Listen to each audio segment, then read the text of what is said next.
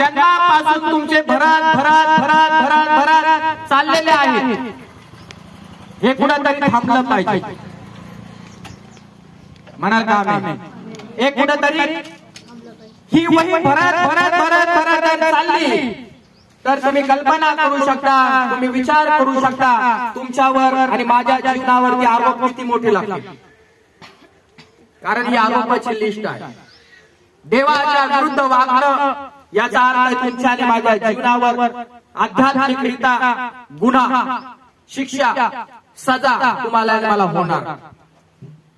हे आरोपपत्र आहे आणि आरोपपत्रात कोणाचं नाव घालता येतात आम्हाला खूप अनुभव आहे. कळतंय तुम्हाला? आणि मग या ठिकाणी काय लिहिलं आहे? त्याने म्हणजे येशू ख्रिस्ताने आमच्या विरुद्ध असलेले आरोपपत्राचा निवाडा आणि दस्तऐवज किंवा मोठं पुस्तक आहे ज्यात आम्हाला विरोध होता. काय होता? नियमशास्त्राप्रमाणे आम्हा प्रत्येकाला काय होता? विरोध होता. आम्ही स्वर्गात जाण्याचे पात्रतेचे किंवा लायकीचे नव्हतो. या लाल पुस्तकात जेवढा लिहिलं आहे आमच्या जीवनाची कथा आणि यादी, यानुसार आमचं पुस्तक जरी पाहिलं तर हे आम्हाला दोषपत्र म्हणून सादर करतं. तुम्ही पवित्र नाही, तुम्ही पापी आहात, तुम्ही खोटे आहात, तुम्ही लबाड आहात, तुम्ही चोऱ्या करणारे आहात, तुम्ही खून करणारे आहात, तुम्ही अत्याचार करणारे आहात, तुम्ही जुलूम करणारे असाल. XYZ असं पूर्ण लिहिले गेलेलं आहे. काही त्याच्यापासून लपवलं गेलेलं नाही, सगळं लिहून ठेवलेलं आहे. एवढे मोठे आरोप तुमच्यावर माझ्यावरती एकेकाळी होते. विचार करा, जर येशू ख्रिस्त जगामध्ये आला नसता, जीवनाचं पुस्तक हे आहे, जर येशू ख्रिस्त या जगामध्ये आला नसता आणि तुमचं आणि माझं जे आरोपपत्र आहे हे आता पोसायचं आहे किंवा रद्द करायचं आहे किंवा फोडायचं आहे तर तुम्हाला आणि मला येशूच्या मागे यावं लागेल. पुस्तक दिसतं का तुम्हाला आरोपपत्राचं?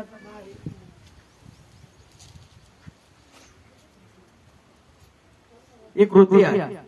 पुस्तक दिसतं तुम्हाला तुमच्यावरती आरोप ठेवलेले. पुढे जीवनाचं पुस्तक आहे. जीवनाची निवड जर तुम्ही आणि मी केले तर तुमचे आरोप बघा कुठे, कुणी घेतले, कोणावरती टाकले, कुणी वाहिलेले, कुणी शिक्षा घेतली, कुणी शिक्षा भोगली, हे सगळे झाकले गेले, हे सगळे पुसले गेले, हे सगळे फोडले गेले. आम्हाला जेवढा स्वर्गामध्ये जाण्याची आवश्यकता आणि गरज होती आम्ही जाऊ शकत नव्हतो. पण प्रभू येशू ख्रिस्तानं, देवाच्या प्रिय पुत्रानं तुमच्या आणि माझ्यासाठी जे क्रूस खांबावर येऊन बलिदान दिलेलं आहे ते आज सार्थक झालं, ते आज पूर्ण झालं. आणि म्हणून आज आमचे दस्तऐवज आणि आम्हाला जो स्वर्गात जाण्यासाठी जो विरोध होता आता तो सगळा पुसून टाका. येशू मसीह की काय टाकला? म्हणा पुसून टाकला. शेजाऱ्याला म्हणा माझे आरोपपत्र खोडले आहेत, माझे आरोपपत्र खोडलेले आहेत. जोराने म्हणा माझे आरोपपत्र खोडलेले आहेत. मी आता आरोपी नाही, मी आता गुन्हेगार नाही, मला आता शिक्षा होणार नाही, मला आता शिक्षा होणार नाही. आणि ही शिक्षा ही होती. याला म्हणतात अधोलोक. जर तुमच्या आणि माझे प्रभू येशू ख्रिस्ताने वधस्तंभावरती जाण्यामुळे जर आरोप फोडले नसते, स्वतःचे हाल करून स्वतःचं बलिदान देऊन, तर आज तुमचं आणि माझं शासन प्रत्येक माणसाचं या ठिकाणी असतं. पण आता हे प्रभू तुम्हाला आणि मला दाखवत नाही, याला झाकून ठेवलं प्रभू. येशू प्रभू काय केलेलं आहे? मला झाकून ठेवलेलं आहे. म्हणून या ठिकाणी काय लिहिलंय? पेन मिळेल का मला?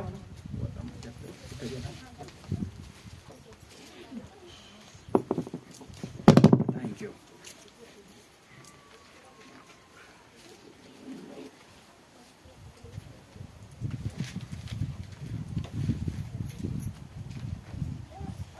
तुम्हाला समजण्यासाठी हे करणं फार महत्वाचं आणि फार गरजेचं आहे. हे काय आहे? काय आहे? सगळेजण म्हणा, काय आहे? हे काय आहे?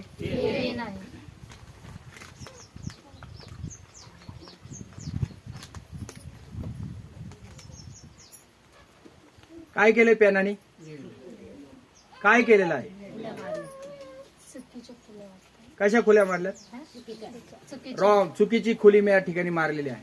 आता मी खुटराबार घेतलं आणि खुटराबार घेऊन एक खोडलं तर खुडल का?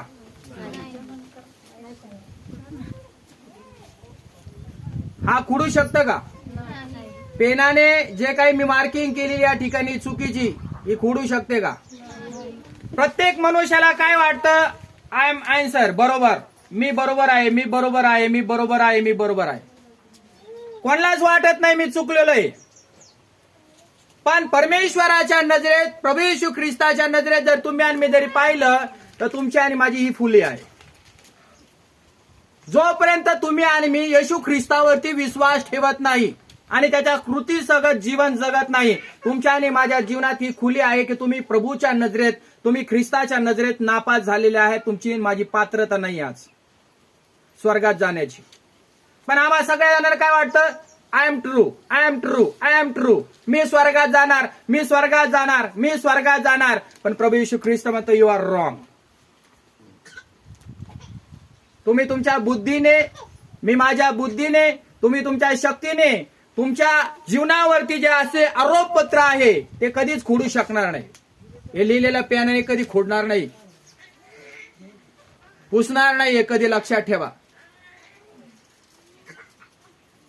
आणि आमचे आरोपपत्र, आमच्यावरती लावलेले डाग दुश्मनाने, वैर्याने, सुरुवातीच्या माणसापासून तर आजपर्यंत हे सगळे डाग येशू ख्रिस्ताच्या रक्ताने त्याने वधस्तंभावरती पुसून टाकले. येशू का लहू सारे पापों से शुद्ध करता हमें. बोला सारे. यीशु का लहू सारे पापों से शुद्ध करता हमें. आमचा आता उद्धार झाला आणि आमचा आता तारण झालेला आहे. एकच गोष्ट आहे, आम्हाला विरोध होता. शैतान नेहमी आम्हाला दोष दाखवतो किंवा आम्हाला नावं ठेवतो, तू नरकात जाणार, तू नरकात जाणार, तू नरकात जाणार, तू नरकात जाणार. एकेकाळी विरोध होता, पण देवाचा पुत्र ज्यावेळेस जगामध्ये आला, आमचा विरोध त्याने काय केलेला आहे? सगळा खोडला. समज में आ रहा है? आता आम्ही कोणते लोक झालेलो आहोत? प्रभूचे लोक झाले. का? प्रभूने आमचा सगळा विरोध पुसून टाकला, खोडून टाकला. दुसरा तो आमच्यातून काढून पण टाकला. आमच्यातला जुना स्वभाव असेल, जुनं बोलणं असेल, जुनं वागणं असेल, वंगाळ वंगाळ बोलणं असेल, वंगाळ वंगाळ आचरण असेल, XYZ जी आमच्या जीवनातली लाल हिस्ट्री आहे, लाल पाप आहे, हे धोक्याचं चिन्ह दर्शवतो. प्रत्येक माणसाच्या जीवनात ते आमच्यातून येशू ख्रिस्ताने, बायबल सांगते, वधस्तंभावरती स्वतःला खिळून घेतल्यामुळे हे सगळं रद्द झालंय. त्याला किंमत नाही राहिली. म्हणाल का? काय किंमत नाही राहिली? कशाला किंमत नाही राहिली सांगा?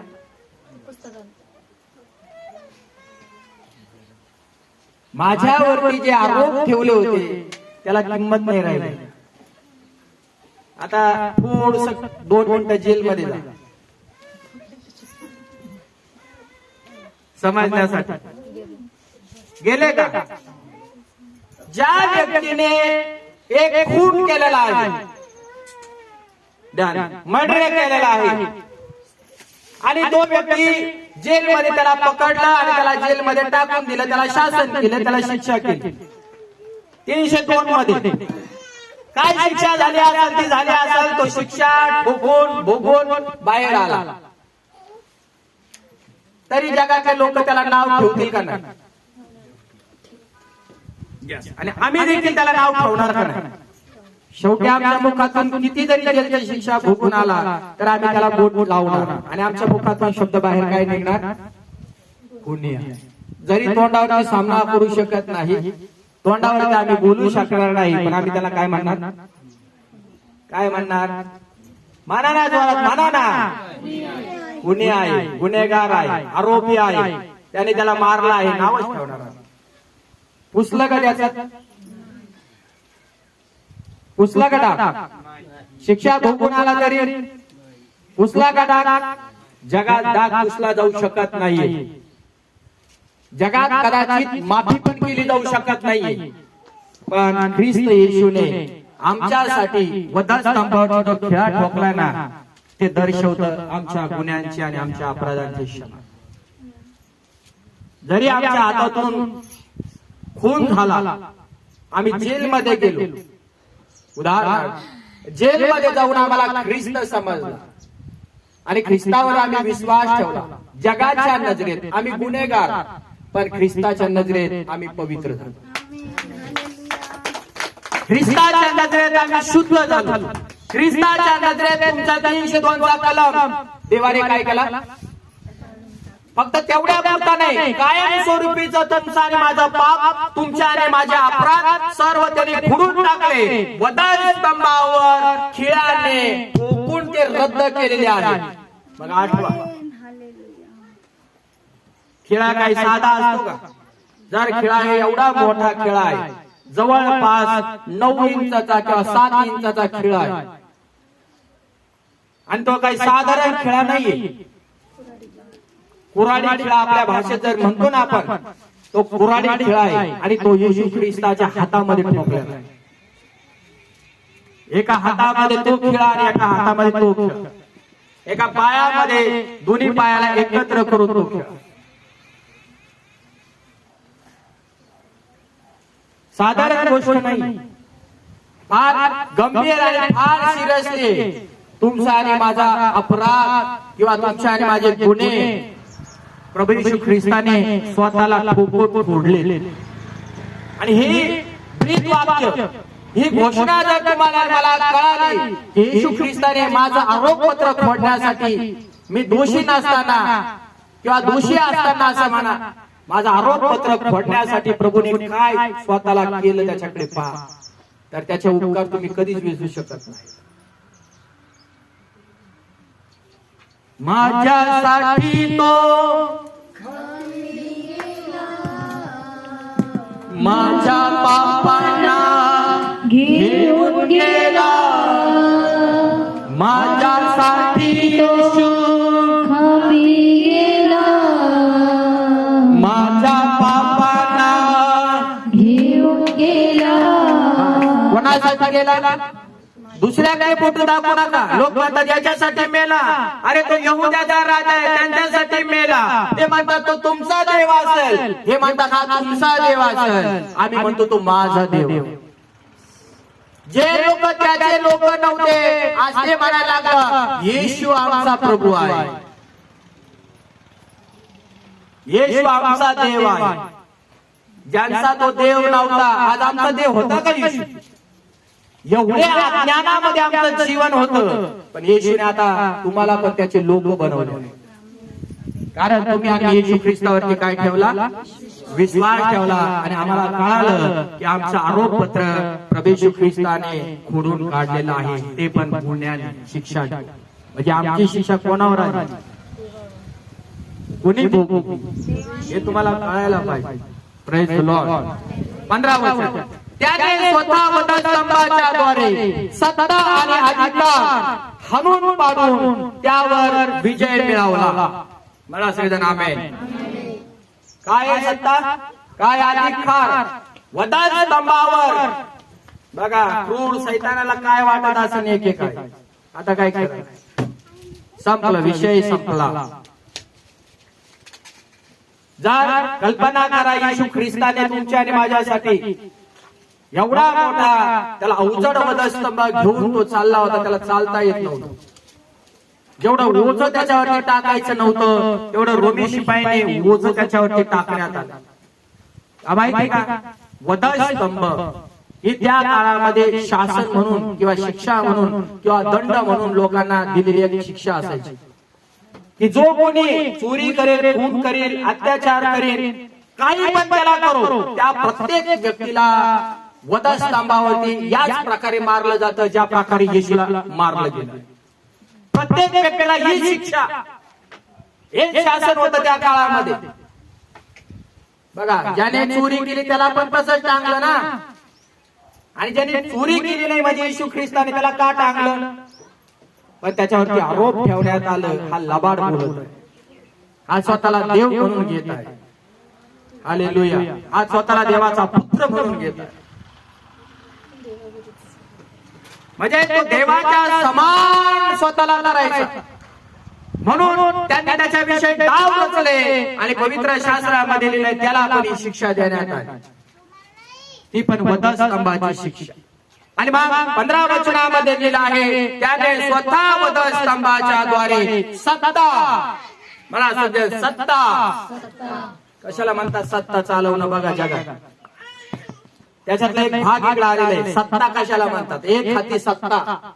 बघा जगातून शिकून घ्या बातम्या, सत्ता कशाला घ्यायची, सत्ता कशी चालवायची, हुकुमगिरी कशी असते.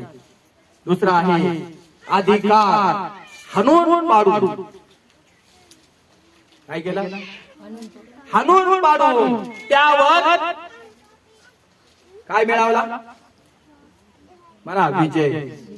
काय मिळवला? मला विजय मिळवला. शेजाऱ्याला सांगा विजय मिळवला, विजय मिळवला. ही सत्ता कोणती होती? पापाची सत्ता. मृत्यूचे शासन प्रत्येक मनुष्याला होणार. आरोपपत्र आमच्या जीवनामध्ये सगळं आमच्यावरती लादण्यात आले. प्रभू येशू ख्रिस्ताने काय केलं? ते स्वतःवरती घेतलं. Praise the Lord. स्वतःवरती घेतलं आणि बायबलच्या वचनात लिहिलं आहे त्याच्यावरती पाय दिला आपल्या भाषेमध्ये. आणि दुसऱ्या भाषेत पाहिलं तर मरणावरती प्रभू येशू ख्रिस्ताने विजय मिळवला. काय मिळवला? सगळं कॅन्सल झालंय. मरणावरती जर प्रभू येशू ख्रिस्त विजय झाला, तुम्ही कल्पना करा. येशू ख्रिस्त जगामध्ये असताना आणि मनुष्य रूप धारण करून आला असताना, परमेश्वराच्या जीवनामध्ये चालत असताना परिपूर्ण आज्ञाचं पालन करून पुढे पुढे चालला. थोडं पण मागे पुढे ऍडजस्टमेंट तडजोड त्याने केली नाही. आमेन.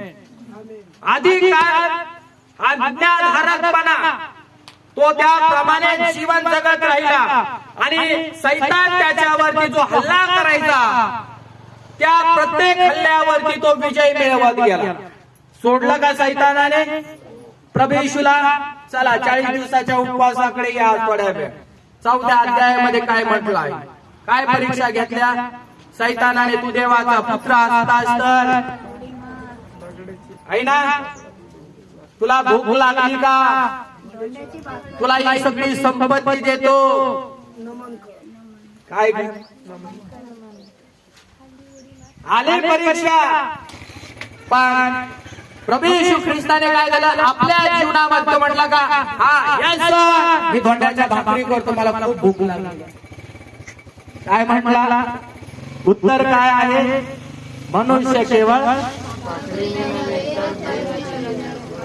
परमेश्वराच्या मुखातून निघणाऱ्या विजय मिळाला. कशाने उत्तर दिलं? कशाने उत्तर दिलं? ही गोष्ट लक्षात ठेवा. प्रभू येशू जर आज्ञाधारकपणा करून जर चालत होता, त्याच्या जीवनात परीक्षा आल्या. तुम्ही आणि मी ज्यावेळेस प्रभू येशूच्या आज्ञाचं पालन करत असतो त्यावेळेस तुमच्याही जीवनात परीक्षा येतील आणि परीक्षक तुमच्या जवळ असतो आणि तो वाट पाहत असतो की तुम्ही आणि मी कृती कधी करू. पण त्या कृतीला तुम्हाला आणि मला हरवायचं जर असेल, त्याला पराजित जर करायचं असेल सैतानाला, तर तुम्हाला आणि मला देखील वचन बोलणं गरजेचं आहे. आमेन. सैतानाला देखील वचन माहित आहे आणि तुम्हाला आणि मला पण वचन माहित पाहिजे. पण तो म्हणतो मला वचन माहित आहे. प्रभू येशू ख्रिस्त म्हटला मला पण वचन माहिती. असं लिहिलंय, असं लिहिलंय, असं लिहिलंय. तो म्हणतो तू तसं केलं तर, तसं केलं तर, तसं केलं तर. तो म्हणतो असं लिहिलं आहे, असं लिहिलं आहे, असं लिहिलं आहे. आपण पण म्हणायला पाहिजे तसं. शैताना असं लिहिलं आहे, परीक्षा आली का म्हणतात असं लिहिलं आहे, मोह आला का म्हणायचं असं लिहिलं आहे, काही आला का म्हणा असं लिहिलं आहे, काही झालं का असं लिहिलं आहे सैताना. तर आम्ही काय करतो, सैतानाचे दात बॉक्सिंग मेंबर, कोणाचे दात कोणाच्या घशामध्ये. आणि वचन जर बोललं नाही त्याने आमचे दात आमच्या घशामध्ये घातले. आणि वचन जर तुमच्यामध्ये असेल तर तुम्ही त्याचे दात घशामध्ये घालू शकता. प्रत्येक गोष्टीवर बायबल सांगते येशू ख्रिस्ताने काय मिळवला. येशूने सर्व मानव जातीचे प्रतिनिधी म्हणून काम केले. एक दोन नाही, जात बघून नाही, धर्म बघून नाही, पंथ बघून नाही, सर्व मानव जातीचं. म्हणून काय लिहिलं देवाने दिलेलं वचन. सर्व मानव जातीचा भेदभाव नाही केला, पक्षपात या ठिकाणी केला नाही, माझं तुझं केलं नाही. तो म्हणतो मी या लोकांचा वकील म्हणून उभा राहील, मी लढेन यांच्या बाजूने. वकिलाचं काम आहे ना, केस हातामध्ये घेतो नाही फायनलच केस. पण आपला वकील काय हरणारा नाहीये. जगातले वकील सगळे हरू शकतात, त्यांची केस हरू शकतात ते. पण हा वकील असा आहे की या वकिलाने सगळ्या जगावर आणि सगळ्या पापांवरती विजय मिळवला. त्या वकिलाला आपल्या केसेस रोज सोपवा. घरातल्या, कुटुंबातल्या, परिवारातल्या, फॅमिलीतल्या जे काही असेल सगळ्या केस रोज त्याच्या हातामध्ये यायचे. आणि मला प्रभू येशू माझा वकील आहे, तो माझा न्यायाधीश आहे, तो माझ्या बाजूने लढणारा आहे आणि तो मला विजय देणारा आहे. आमेन. जर त्या वकिलाच्या हातात तुम्ही आले सगळं काही दिलं, लक्षात ठेवा विजय कोणाचा आहे. म्हणा विजय कोणाचा आहे, म्हणा विजय कोणाचा आहे, माझा आहे. म्हणून प्रतिनिधी म्हणजे त्याला पुढं करा. आपल्या प्रभूला म्हणायचं तू लढ बाबा आमच्या. कोण लढ म्हणा, कोण लढ. जंग कोण लढेगा हमारी, युद्ध कोण लढेगा हमारी. तू सोडणार आहे का आम्हाला. प्रतिनिधी म्हणून काम केले आणि त्याच्या मृत्यू आणि पुनरुत्थानाच्या द्वारे सर्व आध्यात्मिक सत्ता आणि शक्ती निशस्त्र केली. बघा त्याचं काम यशस्वी झालं का. यस किंवा नो. सक्सेसफुल नाही झाला येशू ख्रिस्त, यशस्वी नाही झाला. नो कस काय म्हणते. हालेलुया. येशू ख्रिस्त यशस्वी झाला का. बायबलच्या वचनातल्या सगळ्या मानव जातीसाठी त्यांनी काय केलेलं या ठिकाणी. प्रतिनिधी म्हणून किंवा एक पास्टर म्हणून, एक याजक म्हणून, एक मेंढपाळ म्हणून, एक पाळक म्हणून, एक वडील म्हणून, एक मेंढपाळ म्हणून तो त्या ठिकाणी उभा राहिला.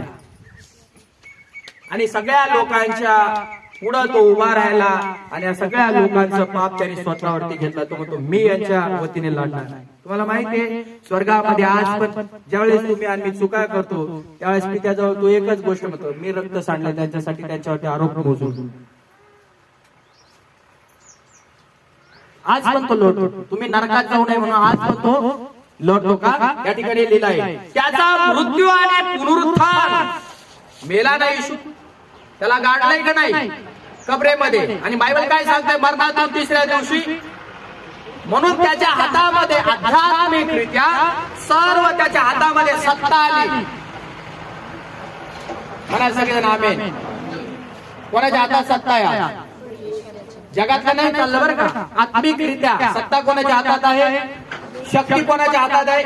म्हणजे प्रभू येशू ख्रिस्ताला या सर्व गोष्टीचा अधिकार देवानं देऊन टाकलेला आहे. येशू मसीह की. तर एवढ्या मोठ्या महान देवाचे तुम्ही आणि मी आज लेकर आहोत. आणि म्हणून स्वतःला नेहमी प्रभू समोर उडा आणि नेहमी मग एक गोष्ट म्हणा, माझा येशू जिवंत आहे. माझा येशू जिवंत आहे. माझा येशू मरणातून उठलेला आहे आणि त्याच्या हातात सगळी सत्ता आहे. मी त्याचा लेकरू आहे. त्यांनी सगळी सत्ता मला दिलेली आहे. त्याची सगळी शक्ती त्यांनी मला दिलेली आहे आणि त्यांनी मला ताकद दिल्यामुळे या जगामध्ये मी अधिकार गाजवू शकतो. आमेन. बोलो येशू मसीह की, बोलो येशू मसीह.